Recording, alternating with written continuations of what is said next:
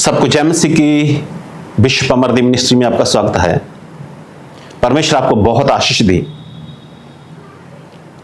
हम परमेश्वर के वचन में से बात कर रहे हैं शैतान के 7 डंक के बारे में। बहुत बार मसीह लोग चलते चलते नीचे गिर जाते हैं क्योंकि शैतान उन्हें डंक मार देता है। मसीह लोग कलीसिया हो, चाहे कोई कलीसिया के लीडर हो, चाहे कोई पास्टर हो, बिशप हो, अपोस्टल हो, जो भी ना प्रॉफिट हो, तो हम उन 7 डंक के बारे में बात कर रहे हैं। लेकिन आज हम 2 नंबर का डंक जो है उस पे परमेश्वर के पवित्र वचन में से पढ़ेंगे। पहला डंक के बारे में हम लोग 1 नंबर डंक के बारे में हम लोग पहले बात कर चुके हैं। यह दूसरा डंक के बारे में आज बात हम परमेश्वर के वचन में से करना चाहते हैं, और वो ये है पराई स्त्री का लोभ। पराई स्त्री का लोभ। आप सुनकर हैरान मत होइएगा। बहुत सी आराधना की टीम वाली वर्षी टीम, बड़े बड़े चर्च की, शैतान ने डंक मारा और नीचे गिरा दिया। बहुत से बड़े बड़े परमेश्वर के दास, शैतान ने डंक मारा और नीचे गिरा दिया। बहुत बड़े बड़े विश्वासी कलीसिया के लोग, शैतान ने डंक मारा और नीचे गिरा दिया। इसलिए इस बात को हल्के में मत लीजिए। और जो आज मजबूत है वो ये ना सोचे कि मैं मजबूत हूं और कल को गिर नहीं सकता। हो सकता है आप 20 साल 30 साल के जीवन में बढ़िया रहे और आगे चलकर आप गिर जाएं, और परमेश्वर ना करे, मैं आपके लिए प्रार्थना करूंगा कि आप इस शैतान के डंक से आप बचे रहें। देखिए, एक व्यक्ति की घटना मैं आपको बता रहा हूं। न्यायों 13 अध्याय में, न्यायों 13 अध्याय उसका 2 आयत पढ़िएगा। 2 आयत से लेकर 5 आयत तक पढ़िएगा। न्यायों 13 अध्याय 2 से शुरू करेंगे 5 तक। दानिये के कुल का सोरावासी मनोहर नामक का एक पुरुष था। हाँ, दानियों के कुल का एक ये मनोहर नाम के पुरुष था, जिसकी पत्नियों के बांझ होने के कारण कोई पुत्र न था। हाँ, तो उसकी पत्नी जो थी वो बांझ थी, उसके कोई पुत्र नहीं था। इसलिए इस स्त्री को यहोवा के दूत ने दर्शन देकर कहा। हाँ, सो परमेश्वर ने उसकी पत्नी को, उस स्त्री को दर्शन देकर कहा, सुन, बांझ होने के कारण तेरा बच्चा नहीं, परंतु अब तो गर्भवती होगी और तेरा बेटा होगा। हाँ, सो स्वर्गदूत ने कहा, परमेश्वर के दूत ने कहा, तेरे एक बेटा होगा। इसलिए अब सावधान रह कि न तो तू दाखमधु या किसी भांति की मदिरा पिए। कोई मदिरा नहीं पीनी, शराब नहीं पीनी, कोई दाखमधु नहीं पीना, और न कोई अशुद्ध वस्तु खाए। तू कोई भी अशुद्ध वस्तु मत खाना, क्योंकि तू गर्भवती होगी और तेरा एक बेटा उत्पन्न होगा और उसके सर पर छुरा न फिरे। हाँ, तो तेरा एक बेटा होगा तो उसके सिर पे छुरा ना फिरे, यानी कि उसके बाल नहीं कटवाने तूने।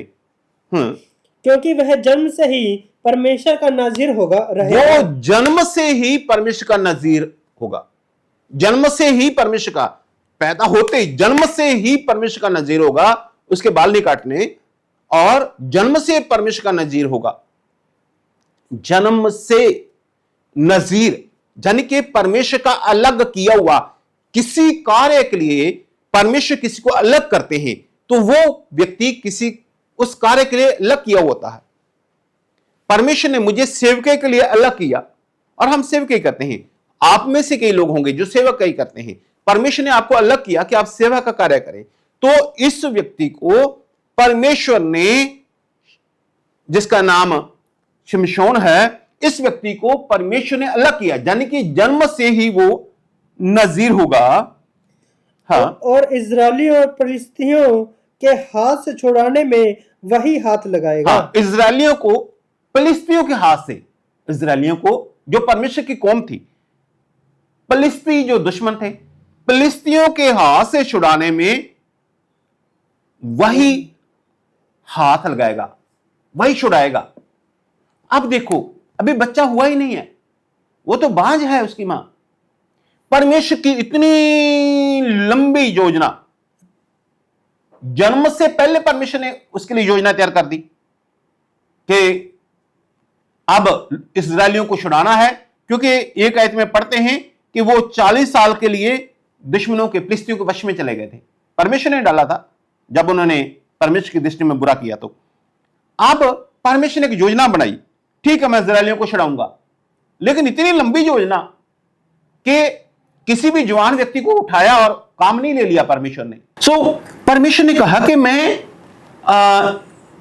जो बांझ औरत है उसके द्वारा एक बच्चे को पैदा करूंगा, और वो बच्चा बड़ा होगा, जैसे बड़ा होगा जवान होगा, और उसके द्वारा मैं इस्राएलियों को छुड़ाऊंगा दुश्मनों के हाथ से। इतनी लंबी योजना परमेश्वर की। अब वो लड़का जो है वो पैदा हुआ, और जब 7 आयत में पढ़ते हैं वहां लिखा है, लड़का जन्म से मरण के दिन तक परमेश्वर का नजीर रहेगा। लड़का जन्म से मरण के दिन तक परमेश्वर का नजीर रहेगा, जन्म से लेकर मरण के दिन तक। मतलब परमेश्वर ने एक बहुत बड़ी योजना बनाई थी शिमशोन के जीवन में। उसको परमेश्वर ने अलग कर दिया, न्यारा कर दिया, अलग कर दिया, नजीर नियुक्त कर दिया कि मरण तक परमेश्वर ने उसके लिए एक बहुत बड़ी योजना बनाई थी। अब परमेश्वर जब ये बड़ा हुआ, परमेश्वर ने इसके साथ कार्य करना शुरू कर दिया। और जब 13 अध्याय में हम लोग पढ़ते हैं, 24 वचन में भी, 25 में, और बालक बढ़ता गया और जो हुआ उसको आशीष देता रहा और पवित्र आत्मा से उभारने लगा, आगे लिखा है। अब यहां कुछ घटनाएं हुई ऐसी, 14 अध्याय में हम लोग जब पढ़ते हैं तो वो अपने माता पिता के साथ कहीं जा रहा था, तो उसको रास्ते में शेर दहाड़ा। वो चुपके से गया, शेर को ऐसे मुंह में हाथ डाला और ऐसे फाड़ डाला, ऐसे फाड़ डाला। जब फाड़ डाला उसे, और उसके मां बाप को पता ही नहीं चला, ये तो शेर को मारकर भी आ गया है। उसके मां बाप लिखा नहीं, लेकिन वो क्या सोच रहे होंगे कि ये, उनको क्या होगा, बस 1 मिनट आया ऐसा करके और शेर को फाड़कर ऐसे मुंह को फाड़ दिया, फाड़कर फेंक आया, और मां बाप के पास आया तो उनको पता भी नहीं चलने दिया उसने भी मैंने शेर को मार भी दिया। कोई खरोच नहीं, कोई कुछ नहीं। जन्म से मरण तक वो परमेश्वर का नजीर था, अलग किया हुआ था, चुना हुआ था। तब आगे चलकर कुछ घटनाएं होती हैं, वो दुश्मनों को मारता है। जो मैं आपसे कहना चाहता हूं, बात यह है कि वो उसमें बहुत बड़ा बल था, वो बहुत बड़ा सामर्थ्य था, बहुत बड़ा सामर्थ्य था।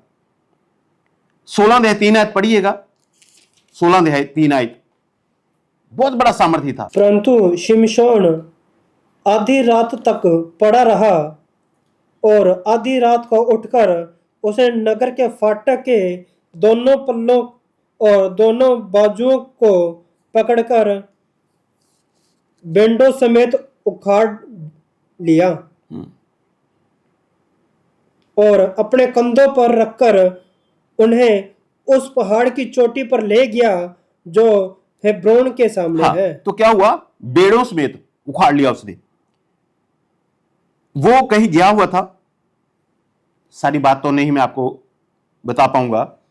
नगर के फाटक के दो पल्ले, मतलब पूरा जो नगर था उसके चारों ओर शहरपनाह थी, द्वार थी, और वहां नगर का एक गेट था। और जैसे ही अंधेरा होता था नगर के गेट बंद कर दिया जाता था। और वो गेट इतना दुश्मनों से डर के मारे गेट बहुत मजबूत होता था, बहुत तगड़ा गेट होता था भी। उसे 50-100 बंदा भी आकर ऐसे मार रहे हैं, 200 बंदा भी उसको मार रहा है, टूटता नहीं था। और साइड पे जो बाजू पे उसके बेड़े थे, पल्ले थे, उसने क्या किया, उसको ही उठा लिया। मतलब गेट इतना सा थोड़ा होता था, बड़ा गेट होता था, गाड़ियां अंदर आती थी, जो उस समय के रथ होते थे, उस समय के बैलगाड़ियां जो भी, तो बड़ा गेट होते थे नगर के। और पूरे के पूरे दोनों पल्ले, इतने भारे पल्ले उठा लिए, और वो जो बाजू थे उसके वो भी बेड़ों समेत, है ना, बेड़े दोनों तरफ बेड़े लगाए होते थे, तो सब उठा लिए। और लिखा है पहाड़ की चोटी पर ले गया। पहाड़ की चोटी पे, हम लोगों को, आप लोगों को पहाड़ की चोटी पे चढ़ना मुश्किल होता है, और पहाड़ की चोटी पे चढ़ भी जाएं, लेकिन भार उठाकर, वजन उठाकर लेकर जाना मुश्किल होता है। तो इसने तो इतना बड़ा वजन उठाया, मान लो जैसे कोई पीपल का पेड़ हो, बहुत पुराना, इतना मोटा ताजा, और उसी को ऐसे हाथ किया और ऐसे उखाड़ा और कंधे पे रख लिया हो ऐसे। तो इतना ऊपर और चोटी पे पहुंच गया ये, इतना ये बलशाली था। जब 15 अध्याय में, 15 आयत में पढ़ते हैं, 15 में, 15 अध्याय न्यायों 15 आयत में पढ़ते हैं, ते सेना ने जब उसको घेर लिया था तो गधे के जबड़े की एक हड्डी से ही उसने 1000 पुरुषों को मार डाला था। यहां लिखा है सैनिकों को असल में मार डाला था, 1000 सैनिकों को जबड़े की हड्डी से ही। और सैनिकों के पास तो हथियार थे, इसके पास हथियार थोड़ा थे कोई, जबड़े की हड्डी हाथ में आई। और भी बहुत से मतलब इसके बलशाली और सामर्थ्य काम जो हैं वो यहां लिखी हुई है। अब बात यह है, परमेश्वर से चुना था शुरू से, जन्म से मरण तक चुना था परमेश्वर से, बहुत बढ़िया। और दुश्मन डर के मारे भागे हुए थे इससे, दुश्मन इससे डरते थे, इजरायली लोग भी आनंद मना रहे थे। अब चलते चलते शैतान ने डंक मारा,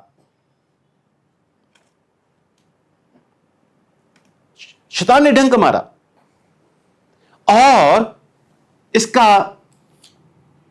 4 आयत पढ़िएगा, 16 अध्याय 4 आयत, न्यायों 16 अध्याय 4 आयत। इसके बाद वह सोरेक नामक घाटी में रहने वाली दलीला नामक एक स्त्री के प्रीति करने लगा। हाँ, तो अब बात ऐसा होगी कि दलीला से, है ना, दलीला से क्या करने लग गया, प्रीति करने लग गया, एक स्त्री से प्रीति करने लग गया।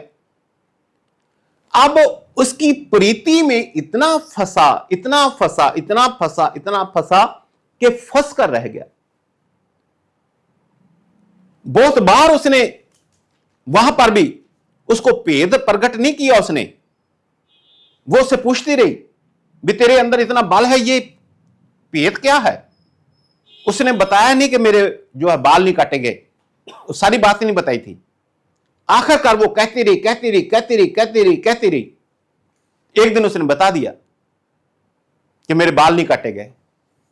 उस स्त्री ने अपनी गोदी में उसको लिटाया, लिटाकर, वो दुश्मनों के साथ मिली हुई थी, बार बार दुश्मनों के साथ मिली हुई थी, लेकिन वो समझ नहीं पा रहा, उसके प्रेम के फंस गया, शैतान ने डंक मारा। अब वहां क्या हो रहा है कि उसने उसके बाल काट दिए। जब उसने कहा दुश्मन आ गए, तो उसने सोचा मैं पहले की तरह इनको पकड़ लूंगा, लेकिन बाल खत्म हो चुका था। दुश्मनों ने उसे पकड़ लिया, उसको जेल में डाल, उसकी आंखें बाहर निकाल दी, फोड़ डाली, आंखें फोड़ डाली, देख ही ना सके, ठीक है, और जंजीरों में जकड़ दिया और चक्की पीसने लग गया। अंत में क्या हुआ, एक दिन बहुत भारी एक उनका फंक्शन था, प्रोग्राम था दुश्मनों का, नीचे भी भरे हुए थे लोग, ऊपर की बिल्डिंग में भरे हुए थे। तो कहते चलो इसको शमशोन को बुलाओ, शमशोन को तमाशा करवाते हैं। इसको बुलाया गया वहां पर। तो इसने, वो जो बच्चा था, लड़का था, उसको कहा भी बिल्डिंग किस पे खड़ी हुई है, वो खंबे के पास मुझे ले चल, मैं ऐसे होटल लगाना चाह रहा हूं। तो उसने देख लिया भी ये खंबा है, उसका हाथ वहां लगवा दिया। इसने उस खंबे को हाथ लगा दिया, इधर वाले इधर पिल्लर पे जिसपे सारी बिल्डिंग ऊपर खड़ी थी, ऐसे हाथ लगा लिया और विनती की, परमेश्वर मुझे माफ कर, और मेरा प्राण भी जाए लेकिन इन फिलिस्तीन दुश्मनों का प्राण जरूर जाए। तो इतने बड़े, मतलब पिल्लर, बहुत बड़े बड़े पिल्लर थे, बहुत बड़े बड़े पिल्लर थे जिनके ऊपर की बिल्डिंग खड़ी हुई थी। उसने ऐसे हाथ लगाया, परमेश्वर ने उसकी सुन ली और बिल्डिंग गिरकर सब लोग, जितने उन्हें अपने जीवन में नहीं मारे थे उतने उस समय मार डाले। लेकिन जो मैं उस डंक की बात कर रहा हूं, परमेश्वर के लोगों, देखिए, हमें, चाहे हम चर्च में हैं, चाहे आराधना की टीम है, चाहे दूसरी जो ड्यूटी करती है, ड्रेस वाली टीम होती है, सभी चर्च में आजकल ऐसा है, चाहे पास्टर हैं, परमेश्वर के दास हैं, कुछ भी, हमें शैतान के इस डंक से बचना है। परमेश्वर का शुक्र है कि हमारे जो चर्च में ज्यादा सख्ती है, नहीं तो जो चर्च के टीम के लोग होते हैं, वर्षीय टीम के लोग होते हैं, लड़के लड़कियां आपस में बातें करते रहते हैं, ये वो, हमारे यहां नहीं ऐसे होता, एक साथ बैठे रहते हैं, हमारे यहां नहीं, ऐसा नहीं होता। इसमें कोई बुराई नहीं है, चर्च की टीम के लोग एक साथ लड़के लड़कियां बैठे हैं, कोई बुराई नहीं है, एक साथ मिलकर गीत गाने की प्रैक्टिस कर रहे हैं, कोई बुराई नहीं है, परमेश्वर में आगे बढ़ने की योजना बना रहे हैं, कोई बुराई नहीं है, कोई भी बातचीत कर रहे हैं, कोई बुराई नहीं है। अब क्या है, जब देखिए एक प्रेम होता अगापे, अगापे, अगापे प्रेम उसे कहा जाता है जो हम परमेश्वर में करते हैं, जो हम परमेश्वर का प्रेम होता है, जो हम परमेश्वर में प्रेम करते हैं, अगापे प्रेम। तो चर्च में, कलीसिया में, मैं तो कलीसिया की बात कर रहा हूं, मसीह लोगों में, तो हम आपस में कई बार किसी से प्रेम करते हैं, अक्सर ही लोगों से प्रेम होता है, अगापे प्रेम होता है, अच्छे से आराधना कर रहे हैं टीम के लोग और उनसे लोगों को प्रेम होता है, ये बहुत अच्छी आराधना करते हैं। जो आराधना की टीमें होती हैं, अगर आराधना की टीम में लड़कियां हैं तो सब कहते हैं ये बहुत अच्छी आराधना करती हैं, बहुत अच्छी लड़कियां हैं। अगर आराधना करवाने लड़के हैं तो कहते हैं ये लड़के बहुत अच्छे हैं, बहुत अच्छी आराधना करवाते हैं। बढ़िया है, कोई बात नहीं। कुछ लोग प्रबंध करते हैं और सब लोग कहते हैं ये बहुत अच्छे हैं, लड़कियां हैं जो प्रबंध करती हैं, ये बहुत लड़के अच्छे हैं जो प्रबंध करते हैं, जहां ये बहुत अच्छा पास्टर है जो परमेश्वर का दास है जो हमारी देखभाल करता है। तो ये प्रेम होता है, अगापे प्रेम। कलीसिया के लोग परमेश्वर के दासों से अगापे प्रेम करते हैं, परमेश्वर के दास कलीसिया के लोगों से प्रेम करते हैं, अगापे। कलीसिया के लोग टीम के लोगों के साथ और इधर उधर जो टीम के लोग हैं कलीसिया के लोगों के साथ प्रेम रखते हैं, उनके दुख में, उनके संकट में, उनकी परेशानी में उनके लिए प्रार्थना करते हैं, उनकी सहायता करते हैं, उनकी मदद करते हैं, जो परमेश्वर हमें सिखाता है, अगापे प्रेम। और मिलकर बातचीत करते हैं, एक दूसरे को फोन करते हैं, विचार करते हैं। लेकिन इस जो अगापे प्रेम है, यहां तक परमेश्वर का प्रेम है उनके अंदर, परमेश्वर का प्रेम है ना वो। लेकिन ये अगापे प्रेम जो है, परमेश्वर का जो प्रेम है, इसको शारीरिक प्रेम में नहीं बदलना। शिमशोन की तरह गलती नहीं करनी, शैतान डंक मारता है। मैं आपसे कहता हूं, बड़े बड़े लोग, बड़ी बड़ी कलीसिया, बड़े बड़े अपने आप को मजबूत समझने वाले लोग, शैतान डंक मारता है और गिर जाते हैं। शैतान डंक मारता है और गिर जाते हैं। सो वो उनका जो प्रेम है, जो अगापे प्रेम है, वो एक दूसरे को मतलब जो आराधना करने वाले या कुछ और काम करते हैं, जो अच्छा सेवा का काम करते हैं, जो गुण होते हैं उन गुण को प्रेम करते हैं।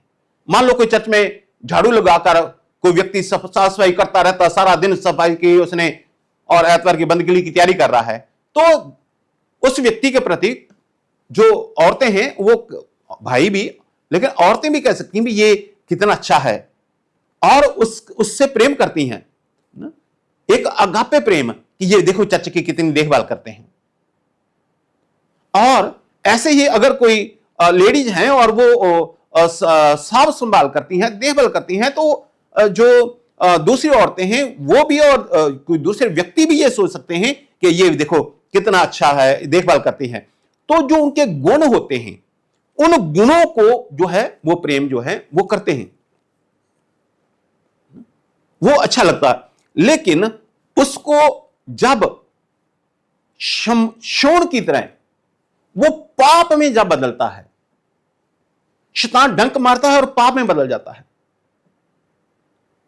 जब वो उनसे मेलजोल करते हैं, लेकिन वो बात सोने तक पहुंच जाती है उनकी, एक साथ सोने तक, तो ये भयंकर जो है शैतान का डंक होता है और हमें इससे बचना है। अगापे प्रेम परमेश्वर का, अगापे प्रेम, अगापे प्रेम होना चाहिए जो परमेश्वर का प्रेम है वो। तो परमेश्वर के लोगों, बहुत ऐसी घटनाएं होती हैं, बहुत घटनाएं होती हैं, बहुत घटनाएं। तो हमें सावधान रहना है इन बातों से। वो दलीला नाम को औरत के चक्कर में फंस गया। परमेश्वर ने तो उसे चुना था, अलग किया था, अब बर्बाद हो गया। तो ये सिर्फ कलीसिया की बात नहीं कर रहा, ये सिर्फ मैं चर्च की बात नहीं कर रहा, मैं बात कर रहा हूं आपके जीवन में। आप कहीं जॉब करते हैं, आप कहीं नौकरी करते हैं, आप कहीं काम करते हैं, कहीं पर भी आप आते हैं जाते हैं, तो आपकी मेहनत को देखकर लोग आपको पसंद करते हैं। आपके व्यवहार जो है, मीठा व्यवहार, उसको देखकर लोग आपको पसंद करते हैं। आप उनकी देखभाल करते हैं, वो आपको पसंद करते हैं। लेकिन इसको अगापे प्रेम तक ही जो है वो रहने देना है। हालेलुया। तो हमें शैतान के इस डंक से बचना है। बहुत सी आयतें हैं बाइबल में, शैतान के इस डंक से बचना है। भजन संहिता में लिखा है कि अगर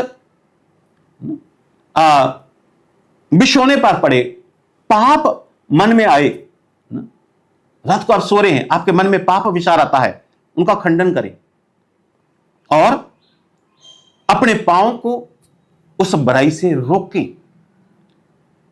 आपको अपने पांव को उस बुराई से रोकना है। जैसे वचन में लिखा, मैंने निर्णय लिया है कि मेरे पांव बुराई को नहीं जाएंगे। तो आपको रोकना है। परमेश्वर आपकी सहायता करेंगे। स्वयं मैं आपके लिए प्रार्थना करता हूं। हे सर्वशक्तिमान परमेश्वर पिता, हम लोगों ने आपके पवित्र वचन में से समझा है, परमेश्वर पिता, आपने इन लोगों को, जितने लोग इस वचन को सुनते हैं, आपने इन्हें चुना है कि ये आपकी नज़ीर हों, आपके लग किए हुए लोग, आपके चुने हुए लोग हों, जन्म से लेकर मृत्यु तक, मरण तक। हे परमेश्वर पिता, शैतान का डंक इन पर ना चले, शैतान का कोई भी डंक इन पर ना चले। आत्महान प्रभु, आत्महान परमेश्वर पिता, शैतान का कोई डंक इन पर ना चले।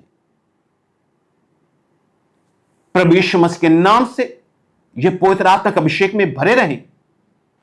प्रभु यीशु मसीह के नाम से जिस सामर्थ्य में भरे रहें। परमेश्वर पिता आपकी रक्षा करें और इस बुराई से परमेश्वर आपको बचा के रखें।